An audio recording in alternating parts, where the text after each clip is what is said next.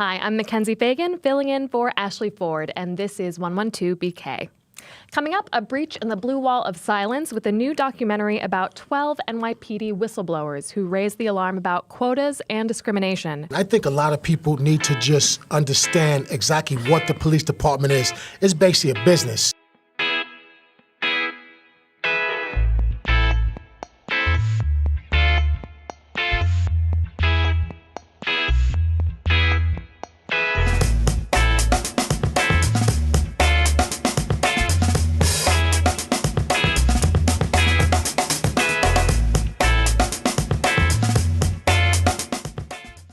Explosive allegations. They're coming from police officers who are part of what's being called the NYPD 12, who filed a class action lawsuit in federal court. This is not just another lawsuit. 12 cops willing to step up like this, because you're not going to get this again for 100 years. That was a brief clip from the trailer for the new documentary Crime and Punishment. Though the list of NYPD critics is long and calls for reform come on a near-daily basis, rarely do those calls come from within. But this film provides a behind-the-scenes look at the unprecedented effort of active cops to hold the New York City Police Department accountable. They brought a class action lawsuit against the NYPD alleging quotas for arrests and summonses. The state outlawed quotas in 2010. Crime and Punishment won the Special Jury Award for Social Impact at this year's Sundance Film Festival. Impact. The subject permeates the film. What is the impact on New York City youth who are being over-policed? What impact can the officers have on procedural and structural reform? And now that the film has been in theaters and in festivals, what impact can it have on these issues that plague police-community relations? To discuss this, we're joined by Crime and Punishment's director, Stephen Maing. Welcome to 112BK. Thanks so much for having me. We also have two subjects from the film, a plaintiff in the lawsuit against the department, retired NYPD detective Derick Waller. Thanks for coming on the show. Thank you so much for having me. And we also have Manuel Gomez, private investigator. We're happy to have you with us. Thank you so much. Full disclosure also, the series producer of 112BK, Ross Tuttle, is also a producer on this film. So to start us off, Steve, I want to hear a little bit more about the lawsuit that is at the heart of this story. Sure. So the NYPD 12 is a group of minority officers, Black and Latino, who alleged that the department was in violation of its 2010 quota law. They got together over a series of years to file what became a historic class action lawsuit, the first time ever for a group of active duty whistleblower cops to actually sue the department for violation of its quota policies. And this outlawing of quotas in 2010, maybe Derick, this is a question for you. Why are quotas bad? Quotas are bad because you can't put numbers on officers. I mean, when I came out in 1995, it's always been a quota, but somewhere along the line it went from 1 a quarter, 4 arrests a year to 1 to 2 a month, depending on the command. You know, I mean, officers come to work to do their job, and to put numbers on them is just unreasonable, and it's also against the law. You know. So it's against the law to say you need to bring in this many summonses, have this many arrests per month, for example. Is that right? That's the 2010 law? Sure. But in actuality, what has been happening, as this lawsuit alleges, is that there's still an effect, whether that is explicit or unspoken. Well, they've changed it now. They call it now performance objectives. So the quota is still there, just the department put a different name on it. And then if you still don't meet your performance objective, which is to get 25 summons a month, then what happens is you get penalized and punished, or put into what they call performance monitoring, which is a way of, in essence, torturing a cop's career to do what you want. If not, you lose your vacation time, you will be put on undesirable posts, you'll be transferred, and so forth. So they're looking for ways to measure the performance of officers, correct? Yes. And so, Derick, how would your supervisor ask you to meet these quotas? Was this something that they would say to you explicitly, or was it more of a wink-wink situation? Can I just go back for a quick second? I think a lot of people need to just understand exactly what the police department is. It's basically a business. And once you can understand the police department is a business, you can understand how the quota gives them some power over their officers. So basically, anybody in a power, whether you're a father, whether you're the king of a country, whether you're the owner of a big corporate business, I mean, you don't want to lose power. So it gives the police department a lot of power to set quotas for officers, because when you don't abide by the quotas, you get into trouble. They take away vacation days, they suspend you, and I've personally been on monitoring since 2004. I mean, I come in there's been times where I haven't seen anybody in years, and I've had, decent numbers, or when it's time to make an arrest, you make an arrest. I mean, I don't go hunting or like overly aggressive policing in any neighborhoods, but if there's a situation that's an arrestable situation, I take action. I'm not just going to let something go. But this is a control that they have over officers, and I think people need to understand that they have such control over officers pertaining to the quotas. And Manuel, so some of the issues related to quotas is that it does lead to over-policing, especially in communities of color. Is that right? Is that what you're seeing in your work? Oh, it is. I mean, like I said, in the past 3 years, I've had 97 cases that I've had overturned and people released because of quotas. I mean, these quotas now are wrongfully arresting kids, such as in the film Pedro Hernandez, Angelo Cotto, and you see these people in the film who are been arrested 8, 9 times with arrests dismissed, all for cops looking for tickets and summonses. And not only that, but like the Eric Gardner situation, that was a quota situation. He got choked out, right, because they were trying to get a summons. And this is the type of threat that happens to the community when you're forcing cops to do this type of work rather than community policing. Eric Garner, of course, was the Staten Island man who was killed while being arrested by the police. There's a scene in the film that struck me when you talk about the impact that this has on young men of color, where maybe they have 10 cases that have all been dismissed against them. Tell me what that might lead to and why this actually has such a devastating effect for young men of color in New York. Well, that's and I thank you for that question. A lot of my clients that I've helped free, they have between 5 and 10 dismissals on average. And the problem is that when they go to apply for a job, now when they go for a city job and it says, well, have you ever been arrested? Now you got to put down all these dismissals and so forth, and it makes you look bad, it makes you look questionable. Why were you arrested so many times and they were all dismissed? It raises a big red flag on you. And not only that, but it does something else that quotas does that Steve's film touches on, and that's his voided arrests. It creates voided arrests on people without their knowledge. People are given arrest records and not knowing that it's done. And it's a Sixth Amendment violation, which is a procedure in the patrol guide right now, where they give you a voided arrest, they void it out, then they'll issue a summons, okay? And then when they give you that summons, you walk out thinking you don't, nothing else, just a summons. But in fact you'll have a voided arrest record generated on you and not informed of it. And then when you go to apply for fire department, EMS, the police department, guess what happens? You have to put down, have you been arrested? And you said no, because you didn't know that a arrest record was generated. Sure. So now the you lose the repercussions job. are long. Yeah. Yeah. Absolutely. And then you get disqualified for not putting it down, but you're never told.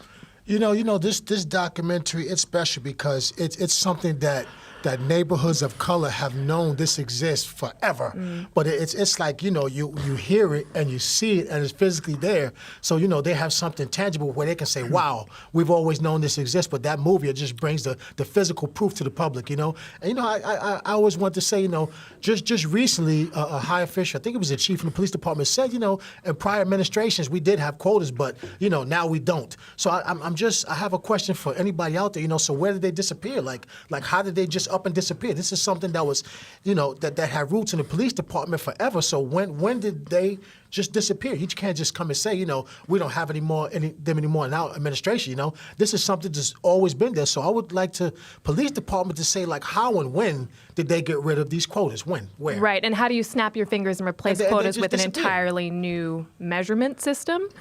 Derick, did you grow up in New York City? I totally grew up in New York. I grew up literally right in the Yankee Stadium, 107th and Grand Concourse. I lived in New York all my life. I have military background. I was in the Marine Corps. I loved my job being a police officer, and I was undercover for 6 years. And these are issues that there was always quotas back then, and it was something that I spoke out about back then. And like I said, I've been on monitoring for over 10 years, and this is supposed to be a program where after your numbers are at relevant levels that you're supposed to get out of that program. But it's basically a intimidating entity that they put you in. Sure. I'm curious about you growing up as a young man of color in New York City and then deciding to become a cop. Why was this important for you to participate both in the lawsuit and in the film? As an undercover, I had just been collecting stuff, and I've had years of newspaper articles, and I've had recordings and so forth that I never thought to be a part of a lawsuit. I just thought that I could give the lawyer some information that might help their lawsuit. It was never personal for me. Like I said, I'm retired. I can just go off to another country and be okay. But my fight is for the future and for like other officers who know what's going on but too afraid to speak out. And I was always like the community type guy. I love talking to the kids, and I would always have kids hanging around me. And this is a fight for them. There's a lot of kids that they love being a police officer. I've had guys, just little kids, put my hat on and walk down the street. They want to touch my hat, touch the uniform.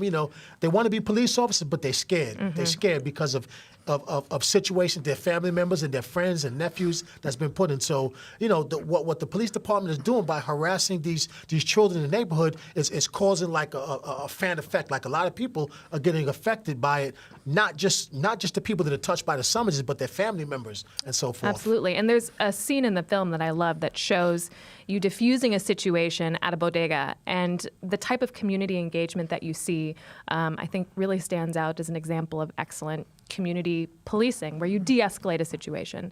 And it's this type of scene actually appears throughout the film, where, Steve, you really have an unprecedented level of access with the NYPD 12 and other people. Let me say something about that. Just 1 second. But a lot of people see me and they talk about that same situation. But did you see the white officer that was standing there with me? He had no idea what was going on, because he's like, yo, this is not what they teach me. They don't teach me to de-elevate situation. They teach me to lock. The white cop was probably thinking, well, I should have locked this guy up for that, And that's what they teach you. And I'm curious also, I want to come back to that question, but if we're talking about removing data points and metrics in this type of quota system, how do you measure a police officer's impact if we're talking about these more soft touch skills that involve community policing?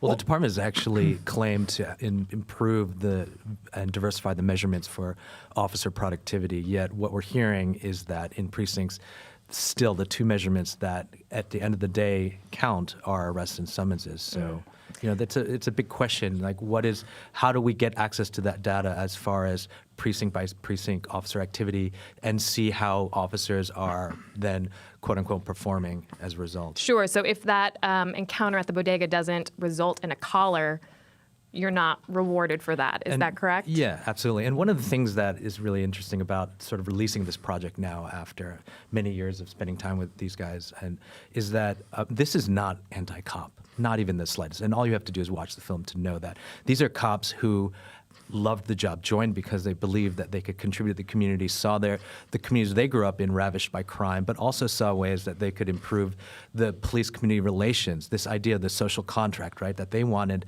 to go out there, and they felt like, Derick and everybody else in this film, like Manuel Gomez when he was a cop as well, that they could apply very critical skills to complex social situations that would really demonstrate nuanced discretion. Because at the end of the day, when you have a numerical pressure to achieve a certain kind of productivity, the first thing that's going to go out the door is officer discretion. And if that happens even one time, the kind of like Orwellian cycle for an individual like Pedro Hernandez, who we see in the film, pressured to take a guilty plea, right, is tremendous to extract yourself from even one falsified arrest. And right. Okay. Yes, Manuel. Well, I was going to say, but one of the key points that this film points out, which Steve ironically catches this so completely, is the fact that cops have nowhere to turn to report corruption. There is no oversight over the police department. There is none. And this is something talked about from the inception of the police department, and even in the most famous movie from Serpico as well. They still have nowhere to turn. Guys like Derick, guys like at the end of the movie, which was one of my favorite scenes with Edwin Raymond, and he's being penalized for having discretion as an officer, and there's no way for us to report that type of corruption. There should be an ability, a mechanism, and this is something that we've been trying to work on, and I'm working on as well. But that's one aspect of this film that Steve shows, and I hope it resonates with the community and the public that oversight is needed. And then another aspect that Steve shows in this film and touches on it briefly is that in the Pedro Hernandez case, the prosecutorial misconduct. You know, I mean, it's just oversight is needed across the board. I mean, me and Derick were talking about that a little while ago. You know, we have nowhere to turn. Absolutely. And we've mentioned Pedro Hernandez a few times now, so Steve, maybe you can just fill us in on that storyline.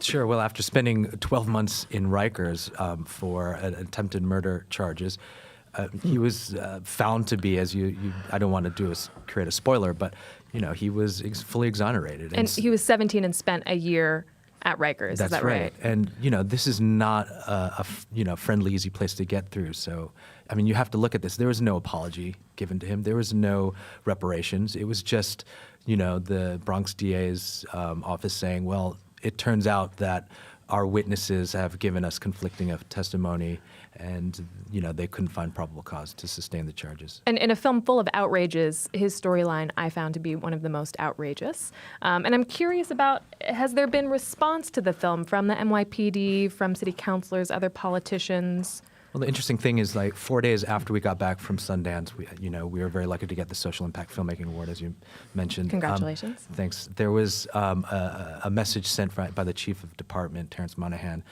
basically stating to all uniformed officers that essentially there's no quota, and anybody who enforces a quota will be punished. 2 weeks after that, Chief O'Neill issued another memo saying that all uniformed officers would be required to take no quota retraining.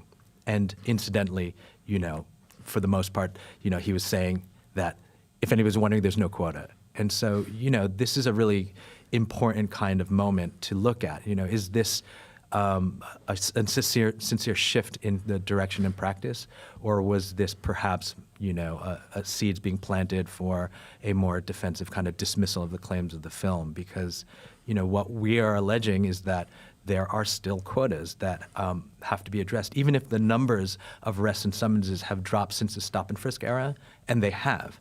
That does not suggest or become equivalent to the idea that quotas have absolutely been eradicated from law enforcement. But you see, the chief wasn't sincere because he changed the title to performance objectives. So they still have the quota. And my personal feeling is like what Steve just said.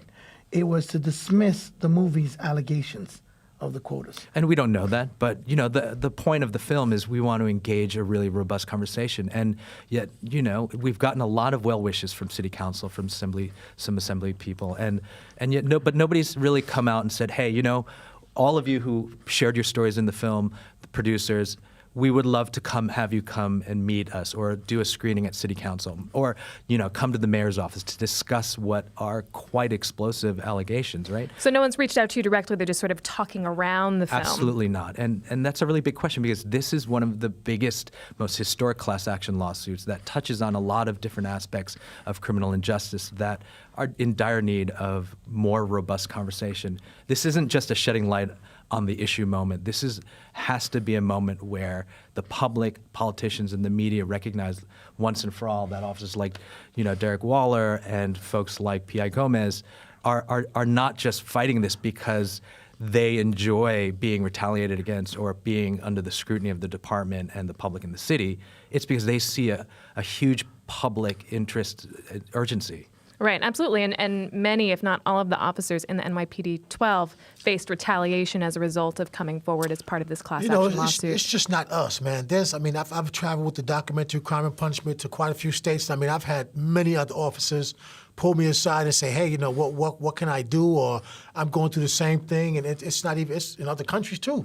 You know, so a lot of other officers going through this, but nobody has a place to turn. I'm hoping what Manny's proposing. I really hope somebody will hear this, because, I mean, we as officers, like I said, I was an officer 21 or something years, and we make complaints, and we make complaints, and we make complaints, and they go absolutely nowhere. They sit on the police commissioner's desk, and he gets the final say-so, and they get nowhere. But when it's time for him to take care of his chiefs, who also do a lot of corruption, then he takes care of that on the low tip. And, you know, he's right. You can't have a police department check itself, monitor itself, correct itself, and punish itself. And now, because of this film, the NAACP, which I'm going to be speaking to tonight, the National NAACP, reached out to me and wants to support my efforts to make a new agency to have oversight, which Derick was talking about, because he's right. We've been to multiple states, and every state you and I have been to, Derick, we have a cop or somebody come up to us and say, what do we do? Who do we turn to? Nobody. And so now I'm trying to make this national effort with my brothers and Derick and the rest of them to make this happen. So, I thank Steve for bringing out crime and punishment, because it has shed light on the problem that's been there and that's been hidden. So we've talked about how there hasn't been outreach on behalf of local politicians. What's your vision for the film going forward in terms of getting it in front of a lot of people? Where can people see this film? Are there screenings coming up? Sure. I just want to mention one thing. So your esteemed colleague Ross Tuttle and I, we've been working on this issue together for many years. This is our fourth project actually trying to talk about this general issue. And what was, in a way, the impetus for making this final film, right? This is another 4-year block of filming that was the result of us trying to basically, once and for all, actually create a humanized portrait, right?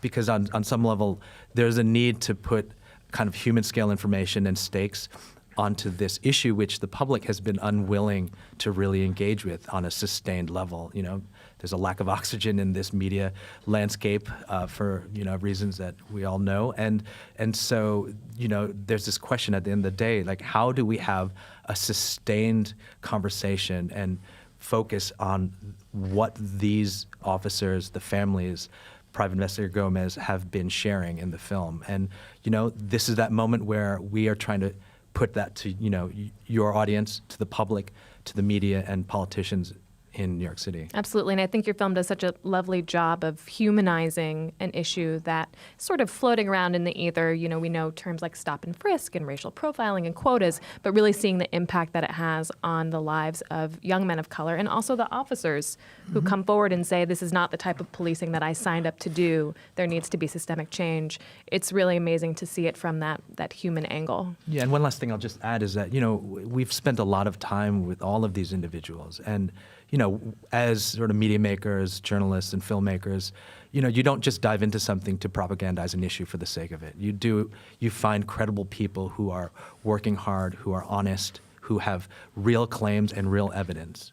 When you put a film like this together, we spent many years vetting all of this information, all of their stories, their backgrounds, so that we could put something out that was credible, that was truthful, and that was putting on the table real urgent concerns. This also impacts, you said, not only communities of color, but also police. It impacts a lot of police, because a lot of people out there don't know that a lot of police officers have a very high rate of suicide, and that's basically by stress. I mean, there's a lot of stress being a police officer. A lot of people don't know, so they kill themselves and shoot themselves, and because, the police department says, oh, you have all these places to go to, but you can't go to anybody. When you have a problem, you don't want to take it home, so you kill yourself. So it impacts a lot of police officers, the community, white, black. At the end of the month, the bottom line is they mostly target minority communities, but at the end of the month, they're going to target anybody to get those numbers. And that's the point that I want to end on, and that is, we are all besieged by what this film shows. This is a systemic problem that goes nationwide. The NYPD's procedures are copied by more than 38 states. The NYPD Police Department is the largest police force in the world. They copy our procedures. When you copy the procedures, you copy the problems. All right. Anybody thinks this is just a black and Hispanic thing, they're wrong. This transcends color. It is a problem that's systemic and national, and Steve's film touches on it 100%. So this is a film that needs to be seen. Where can people see it, and how can people engage with this issue? Well, we're working very hard on a social impact and community screening tour, and that campaign is something that we want to put in, community centers, organizations that are working on these issues, and also classrooms. It's also available and streaming on Hulu, which you can get for free with a 1-month trial. So this is something that anybody can watch, and if anybody has problems with any of those, methods, then drop us a line. We're easy to find online. One thing I want to just also close on is that what all of these people also are trying to do is bring legitimacy back to the uniform. I mean, when you look at sort of where we are as a nation, divided heatedly on race and policing.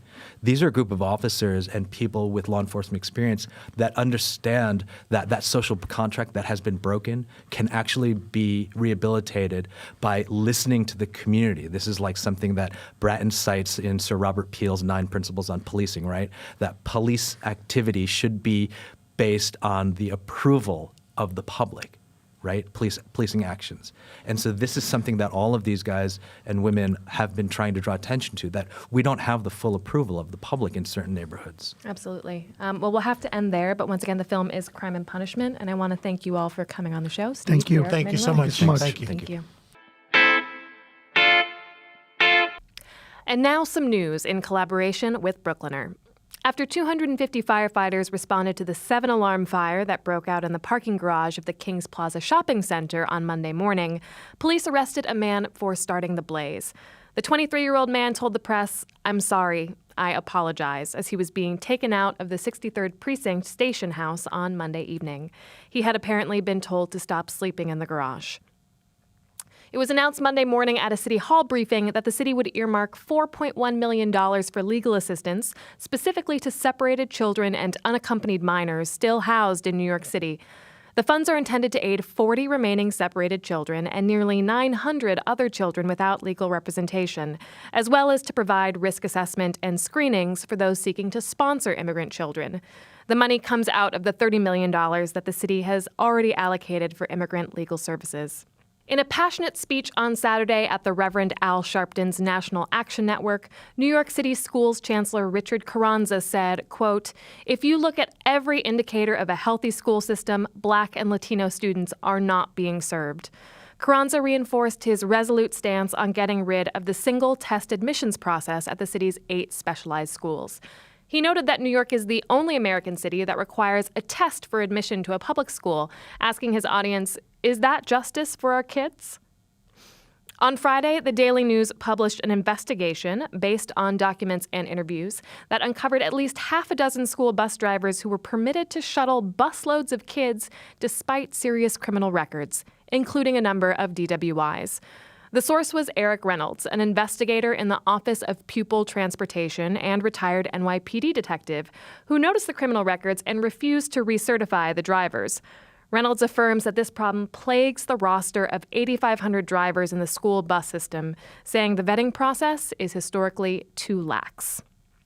For more on these and other stories, check out Brooklyner at BKLYNER.com. That's the show for today. Tomorrow, Jarrett Murphy will be back to talk with Republican State Senator Marty Golden from Bay Ridge. He occupies a seat the Democrats are targeting in November in hopes of taking back control of the Senate. Hope you can join us.